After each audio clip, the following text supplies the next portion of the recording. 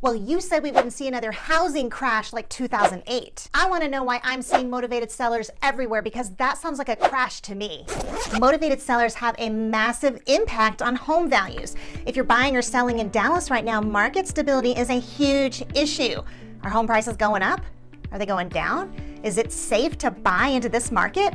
Well, like I said, motivated sellers have a huge impact on that. So in this video, we're discussing 5 types of motivated sellers who are currently driving the Dallas housing market. Are we just a step away from a massive flood of foreclosures? Well, motivated sellers is where it begins. So today we're going to explore that. Well, hello, this is Wendy Pinnell, and if you've watched any kind of housing market videos in the past year, you've probably heard the same thing over and over again. I don't think we need any kind of doom and gloom about a bubble bursting here in the Dallas-Fort Worth area. Okay, if that's the case, then what's with the motivated sellers everywhere? I thought when the Fed raised interest rates, we weren't going to see any big changes or foreclosures. If homeowners aren't being affected by the interest rate changes, then where are the motivated sellers coming from?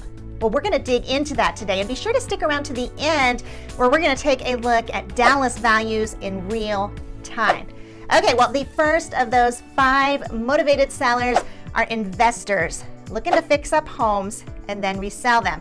Anytime you have spiraling home prices, that's going to draw investors and home flippers, okay?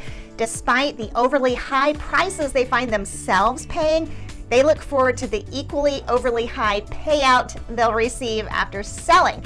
Well, now with the softening market, these investors find themselves with renovated homes that they paid too much for, they're having to pay soft costs for, and they can't resell, okay? So talk about a motivated seller, all right? Optimistic home flippers are saying that the current market for home flippers isn't anywhere near as bad as it was in 2007.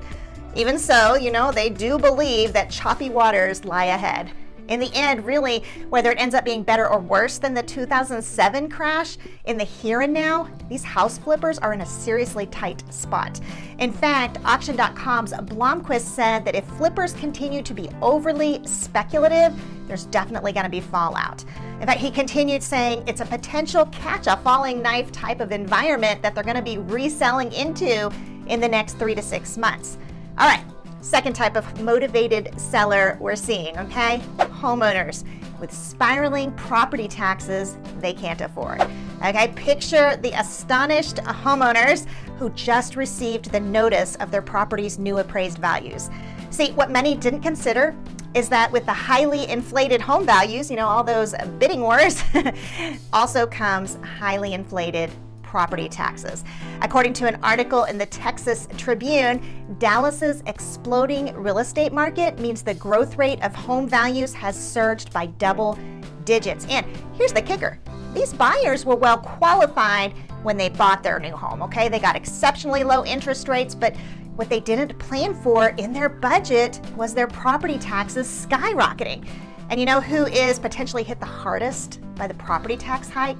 Landlords. Okay, they have no homestead protection against limited increases. Like property taxes on a rental could literally double in 1 year. And, you know, other than protesting it, there's nothing they can do about it, okay? So really, no matter how you slice it, property taxes are killing Dallas homeowners. And just like that, you have your second motivated seller. Now, on a similar vein, your third type of motivated seller is the recently unemployed. Now, okay, I can hear you saying it right now. Oh, Wendy, unemployment is at an all-time low. Okay, you're right. Okay, that is true. But I want you to think about how many jobs are associated with the housing market. NBC News states that the current state of employment in leveraged-based jobs like the real estate industry are at a stark reversal from where the housing market-related job market has been over the past 2 years. In fact, the National Association of Realtors reports that the number of homes being sold in the U.S. fell nearly 20% between August 2021 and August 2022. So think for just a minute, okay, about how many people are affected by housing alone. Okay, we're talking mortgage companies, realtors, home builders, general contractors, the list goes on and on. According to NBC News, even major real estate companies like RE/MAX, Redfin, Wells Fargo, they're being forced to lay off thousands of employees. All right, on to motivated seller number 4. But before we do that, would you mind hitting that subscribe button? Sure means a lot to me. Thank you for doing that. Well, after a period of wonderful excess spending and stimulus packages to count on, now the economy is tightening, and money that was spent on vacations is the first to go. Okay, so Airbnb has gone Airbnb bust. And our fourth motivated seller is Airbnb owners. Okay, all over DFW, these owners are either converting their homes to long-term rentals or they're resorting to selling. Now, adding to their woes, the Dallas leasing market has seen more supply hitting the market, and as a result, rents have gone down. Long-term rentals aren't going to match the income you'll find with short-term rentals. And just like that, you have another motivated seller. Now, number 5 on our motivated sellers list are homeowners who are already in the process of buying a new home, and coming out of this recently really hot market, and they just assumed that the sale of their current home wouldn't be a problem, right? But, as we're talking about this, as we saw above, home sales are down by nearly 20%. And, let's not forget, the very topic we're talking about right now, there are tons of other motivated sellers out there, so the competition is fierce, right? Now, no buyer, who's finally made it under contract on the perfect home wants their deal to fall through, especially if their earnest money is at risk. And there you have it, motivated seller number 5. So lots of motivated sellers driving the housing market right now. So where are we with home sales? Well, every major county in the Dallas area saw drastic price reductions between May through September of 2022. So let's take a look at that. This is Collin County, which if you look on a map, Collin County is this north area here. And as you can see, here's your average sales price. So in January 2021, $418,000. And then you can see we kind of had that very quick escalation until May, which we saw about $646,000. And then we had that drop that I talked about where home prices dropped so quickly. And home prices have continued to drop in October for Collin County. So you can see that's $557,000 there. Moving on to Denton County, and let me show you where Denton County is. Denton County is going to be in this area right here. So in Denton County, we started out here $404,000 as our average sales price, and then you see kind of that similar leap up until May when you had $588,000, and then you dropped. So in Denton County, we've seen a slight rebound. So that is exciting to see. Now, one thing I did want to tell you is if you hear people say, yeah, we're in a correction, but values are still up. That is true, because you can see right here, values are up 10.7% year over year. So when you hear that, it is true from here, to here, but it's kind of incomplete because it fails to mention this part.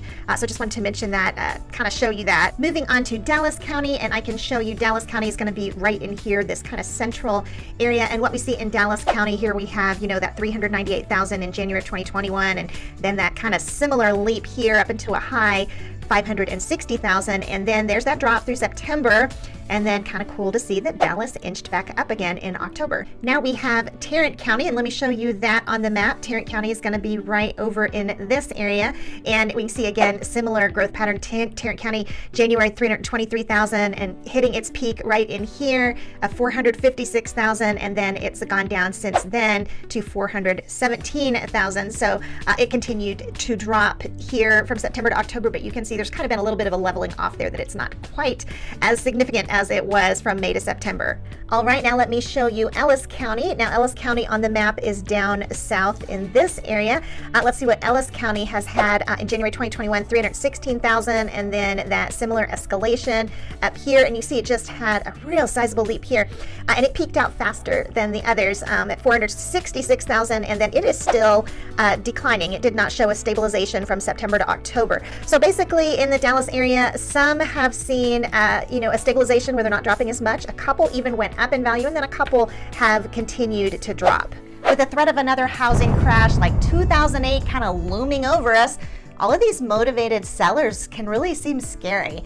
But if you think about it, who is the most motivated seller of all? Well, bank foreclosures, right? And that's what you had a ton of in 2008, and it's what we don't have now. So yeah, we're seeing motivated sellers. Okay, we definitely are, but we're not seeing foreclosures. So at this point, we're still very much safe from a 2008 repeat. Now, I hope this information was helpful. If it was, let me know in the comments future videos you'd like to see.